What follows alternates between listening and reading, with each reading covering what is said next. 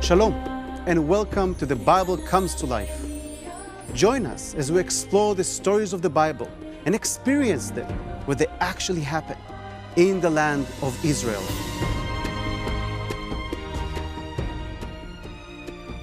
I'm Omer Eshel. Today we will talk about the village of Kfar Nahum, or as we know it in English as Capernaum, and some of the most amazing archaeological discoveries made there that truly brings the Bible to life.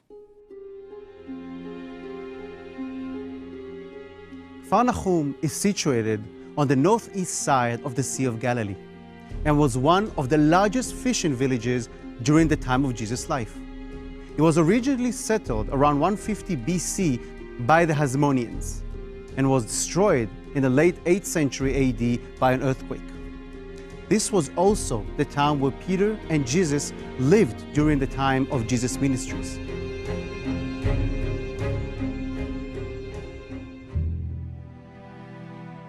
We turn to Mark 1:21.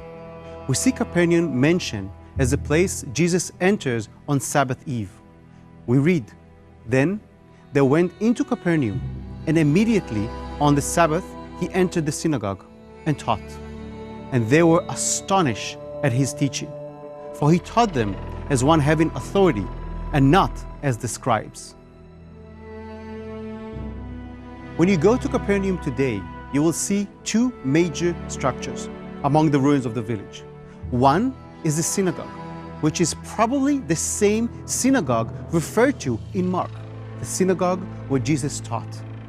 The actual structure that you see standing is from the 5th century AD, but it is built upon another synagogue that was built in the 1st century AD, from the time that Jesus would have lived there.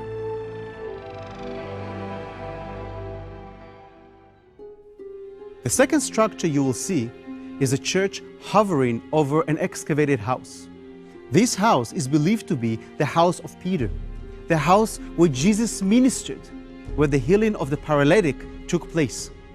We read in Mark chapter 2, "Many gathered together, so that there was no longer room to receive them, not even near the door.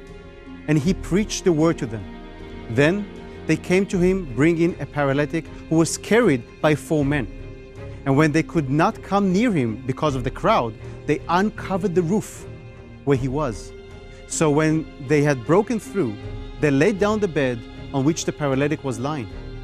When Jesus saw their faith, he said to the paralytic, 'Son, your sins are forgiven you.'" Today, when you are at the church overlooking the house of St. Peter, you will be in that same spot where the paralytic was lowered down through the roof to be healed by Jesus.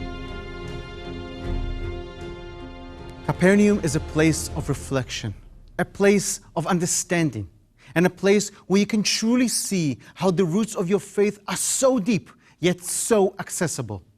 Only in Israel where the Bible comes to life.